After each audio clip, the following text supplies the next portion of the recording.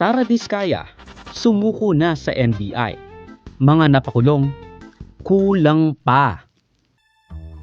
What do you get when you run against a popular anti-corruption reformist leader? Siguro kasi I think the mayor focused more on good governance. Na medyo na pabayaan yung health sector, yung ibang sectors na like the education.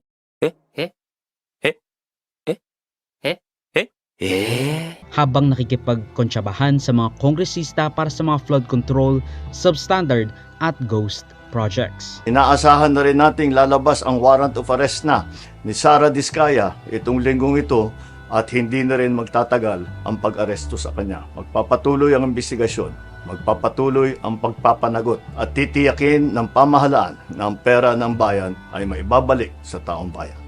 Maraming salamat po.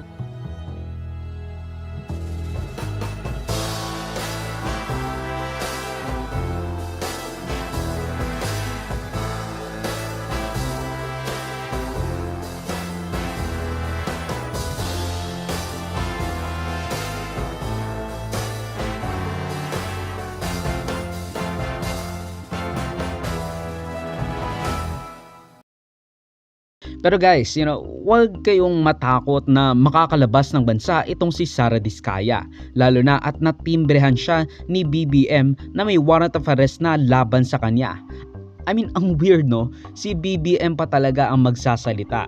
Like, natatakot ba siya na hindi na siya yung muka ng anti-corruption sa flood control? Lalo na at si Zaldico na ang nagsalita laban sa kanya. Sumuko na kasi si Ate Sara Diskaya sa NBI the very next day kasi nga natatakot sa kanyang buhay o kaya naman ayoko nang makita ng mga anak ko at ng publiko na pinoposesan ako or meron akong handcuffs. Wala na rin naman kasi siyang magagawa kasi kahit na mabagal ang galamay ng hustisya, mahaba naman ito. Siguro pagod na siyang tumakbo kasi the last time na tumakbo siya, lagapak, talo in a landslide despite billions of funds at their disposal. Tapos ngayon, Vico Sotto dug deep doon sa revelasyong nasilip sa daang bilyones na nagastos ng pamahalaan sa mga biding-bidingan ng kaniyang kumpanya. Thank you, Mr. Chair. Marami nga po tayong naobserbahan na you use the term inconsistencies, but I would like to be more direct.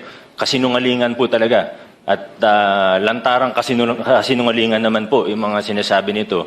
Hindi naman po bago sa kanila ang pagsisinungaling. Naobserbahan na po natin ito on the record and in public very many times. Sabi nga, dito sa kaso na ito, ang sinungaling ay asawa ng magnanakaw. Kaya ito po talaga yung nakikita natin. No, kahit kumanta pa sila ng mga pangalan ng mga kongresista na, by the way, wala raw senadora. Senator Estrada. Mr. Diskaya, sa dami-dami mong binanggit na pangalan na kongresista, isa lang tanong ko, Senador, meron ba? Your Honor, wala po. Sigurado ka? Safe ka na. Sigurado po. I resent that statement, Mr. Chair. I resent that statement. Safe ka na. At mag-thank you kay Marcoleta na Blue Ribbon Chairperson noon. Magandang umaga po sa mga kagalang-galang na senators at miyembro ng Blue Ribbon Committee, lalong-lalo na kay Senator Rodante Marcoleta, Chairman ng Blue Ribbon Committee. Magandang umaga po, Mr. Chair at kagalang-galang na senators at miyembro ng Blue Ribbon Committee, lalong-lalo po kay Senator Rodante Marcoleta.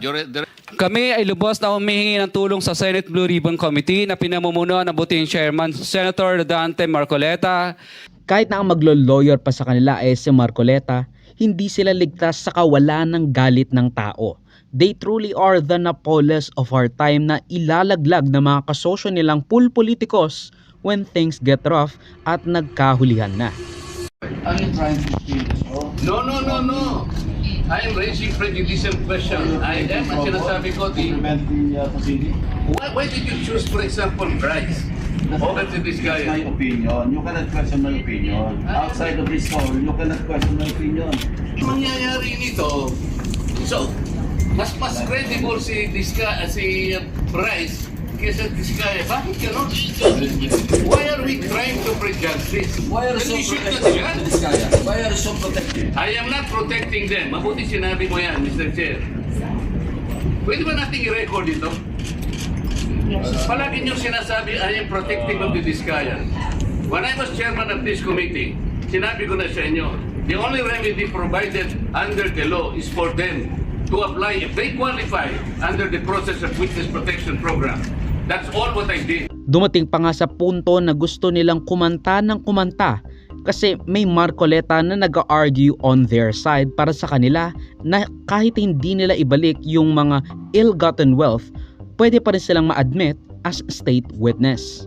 Siguro kaya thank you sila kay Marcoleta nagkaroon na sila ng deal. Now this is my personal opinion pero malay mo pinoprotektahan ni La Diskaya yung mga kasosyo ni Marcoleta o kaya naman kapalit ng kanilang pagbubunyag ng mga kongresista without mentioning any senators, which I highly doubt is true. Mas malaki ang magiging kredibilidad ni Marcoleta, as I said in like NIDW recap number 119 or 120. A couple of days ago, in the last hearing when you were here, we somehow settled the issue that restitution is not a requisite for an applicant to the WPP. Is that correct?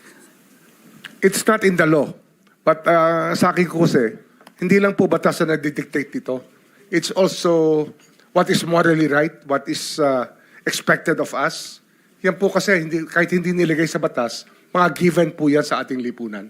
What? Opo, pero if it's in terms of this case being a financial crime, sir, this is a crime against the Mr. Secretary, financial status of the Filipino people, of the Philippine Republic. I think that it's just right. Mr. that we ask. Secretary, are you amending the provision of the No, law? sir. No, sir. But that is how we run the Witness Protection Program. Na goodwill and sincerity should be done para itest. Pwede ba yung ganito? I respect your opinion, sir. But It that is is not how, my opinion, it is in the law, Mr. Secretary. Yes, sir. Yes, sir. But I am At operating. the arbiter Sir, is can I the speak, law. sir? May I speak, sir? Yes, you I'm are operating from the Senator Marcoleta, from the kindly allow vantage the point of the resource reason behind the law, sir. What is the reason behind the law? So that we can get justice, and justice can only be attained if there is restitution. So that is the principle behind all of these things that we are talking about now. Huwag po ninyong babaguhin ang batas, Mr. Secretary. we are operating on a unique set of facts, and we are, all of these matters are being evaluated because the gravity of this financial crime cannot be underestimated, and that the more assets that we're able to preserve at the outset, the better for our country, sir. Sinabi ko na nga hindi ko opinion dito. I am Then it's your option, articulating sir. the provision of It law. is what you wish to happen. That you may proceed Ikaw ang with what you nagbibigay wish. ng opinion, nilalagay mo yung restitution to test the goodwill of a possible applicant. It is not in the law. Tuwang-tuwa na sila sa pagsisiwalat sa pagkanta laban sa kanilang mga politikus na kinakaibigan. Kaso, sabi kasi ni dating DPWH Secretary at parte ng Independent Commission for Infrastructure na si Rogelio Singson, in his personal opinion lang naman daw, kahit na ibigay pa ni Diskaya ang portion ng mga ninakaw o kaya may magsalita sila na magsalita, they shouldn't be admitted into the State Witness Protection Program. The ICI can also endorse individuals na pwedeng sumama o sumali sa Witness Protection Program. We have not even thought about it because personally, that's a far shot. No way. They are not the least guilty. They are not. They are principal players. Nakinabang na yung mga yan. Tama na. Galit na yung tao dahil sa kanila. Tapos bibigyan mo ng state protection to be able to get away from further cases and enjoy the benefits of their anomalous practices. Huwag naman. Hindi na nila kailangan yung tulong mo kasi nagsalita ka na agad ng nagsalita in the hopes of keeping the ill-gotten wealth at state witness status na ngayon malabo mo nang makuha. The downfall of the Diskayas should really be studied. Kaso, sila lang ba yung dapat na maaresto at makulong? Sila lang ba ang may bahid ng korupsyon? Sila lang ba ang may bahid ng korupsyon? Hindi, di ba? So why should we pretend otherwise? Dapat nating ipanukala na kulong na yan, mga kurakot. Huwag nating kakalimutan na isa lang sila sa mga big fish kuno. Hindi lang dapat contractors at DPWH officials ang makulong no matter what Jinggoy wants you to think na yung mga DPWH officials at mga contractors lang naman talaga ang mastermind nito, hindi yung mga senador at House of Representatives. Lahat ng mga regional agencies nandoon ho. So doon sila dapat nag-uusap-usap kung ano po yung magandang project sa kanila. Nung umpisa pa lang, nung maraming mga amendments sa mga kongresista, mga senador, mga flood control projects, dapat pala nagkaroon ng partisipasyon ang regional development councils para hindi na tayo nagkakaroon ng ganitong klaseng problema. Dahil sino ba ang mga mastermind ng mga ghost projects? Di ba yung mga engineers dyan sa mga DPWH? Hindi naman mga senador, hindi naman mga congressman Na imposible ring sa kampo ng DDS, walang maanomalyang kontrata lalo na at may issue pa sa First District ng Davao na 51 billion pesos ang pondo ng flood control nung pandemic under Pulong Duterte. Isama mo pa yung revelasyon ni Bato de la Rosa na nag-umpisa sa mga flood control at yumaman ang mga Diskaya noong 2016. Tapos si Bongo, yung kanyang pamilya na may construction company, may transaksyon sa mga Diskaya. Diskaya, hindi po kita kilala.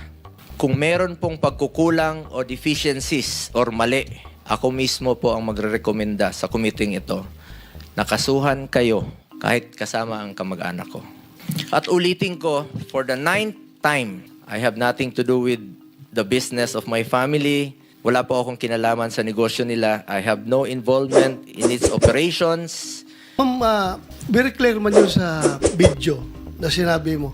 Kung kailan kayo kumita ng malaki, sabi mo, noong nag-DPWH na kami, gusto mong i-attribute yung wealth ninyo going back noon pa sa tatay mo, noong nagsimula kayo ganon.